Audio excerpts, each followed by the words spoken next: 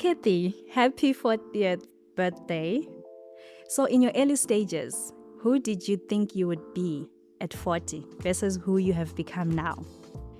At 40, I imagine myself married with 5 daughters. I imagined success being an 8 to 5 job, a well-paying job, paying the bills, getting things done. But the woman that I have become at 40, oh my God, I am a builder, I am a creator. I've built brands from scratch, from zero. My brands, Fairy Cafe, Cake Fairy, these are brands that I built, and that's the woman I believe that I've become. I've created spaces that empower people. And most of all, my goodness, instead of 5, I've got 2 beautiful daughters, and they have made me become the woman that I am today. So for me, 40 is strength, it's vision, it's courage, it's faith. It's everything beyond what I could imagine. 20s era. These are the most exciting years of our lives. Can you describe the boldness and confusion of your 20s to us? My 20s were messy and magical at the same time. Those were my experimenting years. I was bold enough, though, to dream widely, but confused enough to doubt myself constantly. I took so many risks. I married young. I actually had my first daughter at 20, and I became a mother. But I also went back to school. I fought for myself, and I left situations that were destroying me. I worked jobs that humbled me. I walked long distances to work, and I also learned resilience the hard way. I made choices that felt right at the time, even though they were painful lessons later in life. But those years, I believe they shaped me. They stripped me, they stretched me, but I believe they also strengthened me. They taught me that confidence is not having all the answers. It's moving forward, even when you don't have the answers. So from those years, I came up with the mantra, keep moving forward. Wow, that is so profound. What are the missteps that later became wisdom in your 20s? Some of my greatest lessons came dressed as mistake. I think majority of my lessons. I trusted people too quickly. I loved people who weren't ready to love me back. I also stayed in environments that were breaking me because I thought loyalty meant endurance. I learned the hard way that not everyone deserves access and not every battle is mine to fight. So I learned to choose peace.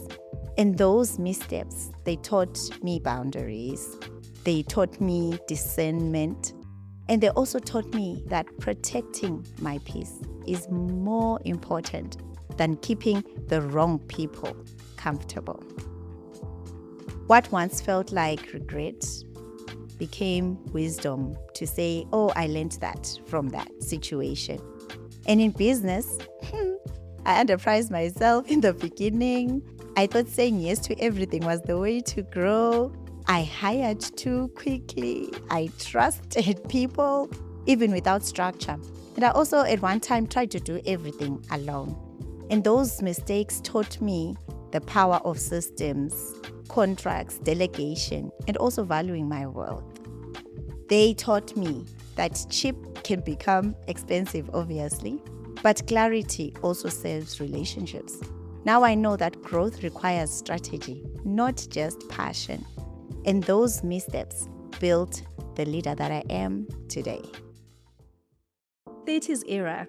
So, Kathy, 30s are so stressful. What are the life events that forced you to grow inward, reflecting in your 30s right now? My 30s were the decade that forced me to grow inward, phakathi, inside. I walked through seasons where I had no choice but to look within and rebuild from inside going out. It was the decade where life stopped asking politely, and started demanding that I transform and I change. I experienced losses. People that I thought would stay forever left, and that's difficult in business. Some partnerships broke. Even trust was tested. I faced moments of disappointment and silence, betrayal. But I guess that's life, And instead of collapsing, I was forced to confront myself, my wounds, my patterns, my fears, even my strength. I learned to sit and have a conversation with myself, to heal inside and not to hide. I learned to release instead of clinging, And I also learned to listen to my intuition and to trust myself and not the noise, that is always happening around me. My 30s, they taught me real growth, not in achievements, not in how I look or appearances, but in the quiet work of becoming a whole person. My 30s, responsibilities became even heavier. My daughters grew up, and I thought it would get easier, but it even went more difficult. And as a business leader, as a woman building a legacy, we had so many challenges, the economy, Zimra, and we faced a lot of pressure that demanded emotional maturity, discipline, even clarity. I had to evolve from reacting to responding, from surviving to structuring, from carrying everything alone to building systems and boundaries, even in my business.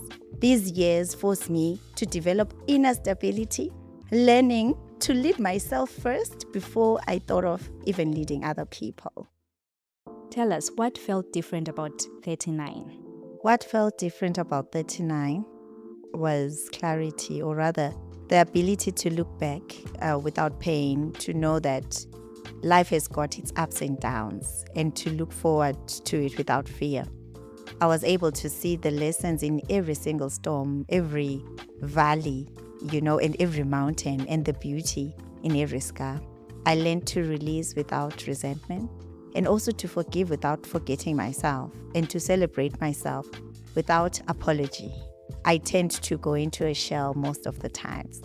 39 felt like stepping into a new skin, a new woman, a new person. I'm just refined, I'm healed, and I am ready, to just start my life. I think I outgrew the old version of myself. I stopped keeping grudges with myself, and I stepped out into the woman that I've prayed to become.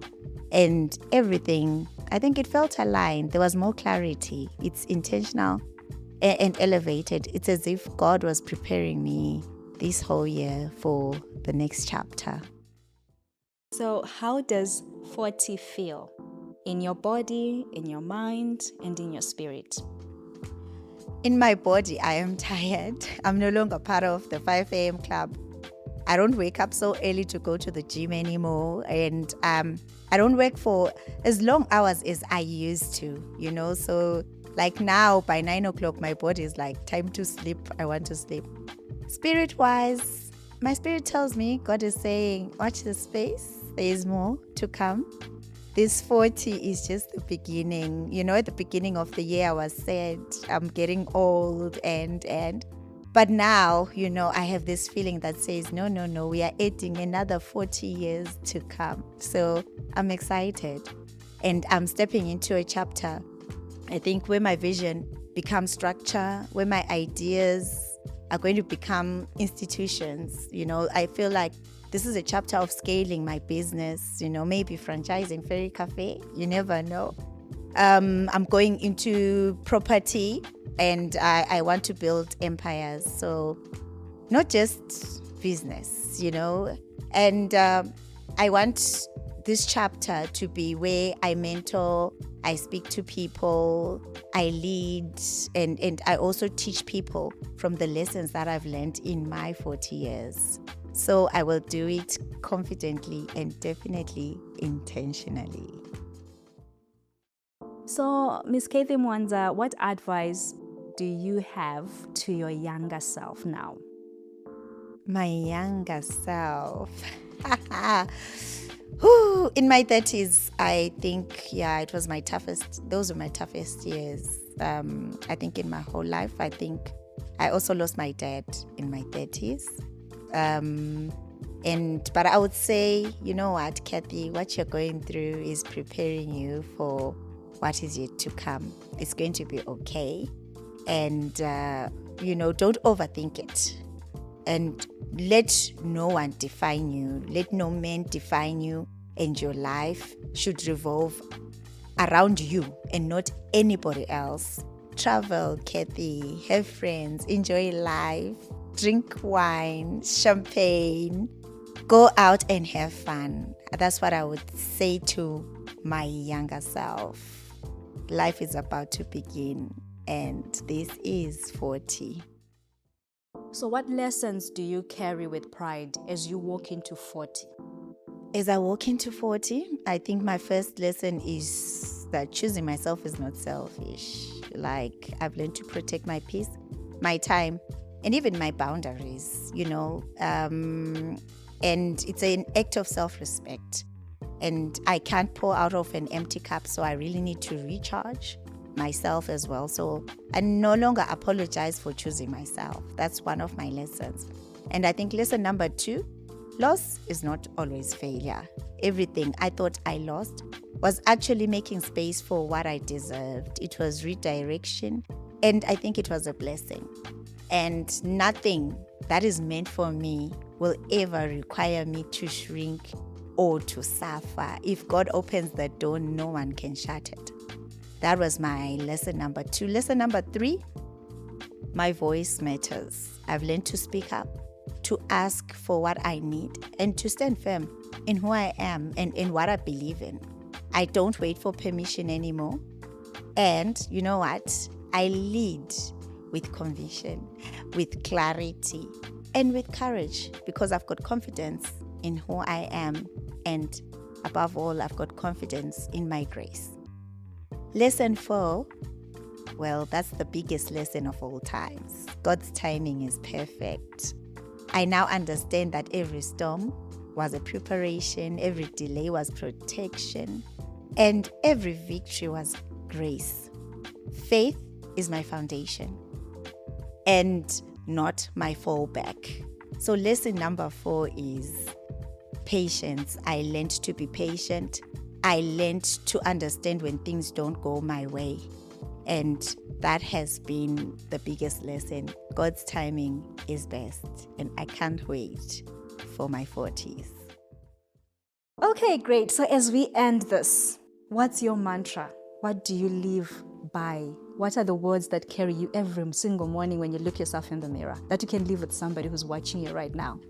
Apana mumwe ari nani pandinomuka mangwanani ndinozvitarisa pakirasi, and I tell myself I'm the best that there is, there was, and there ever will be. I stand on Jeremiah 29 verse 11. God has got great plans for me, plans to prosper me and not to distract me. So every single day I wake up to win.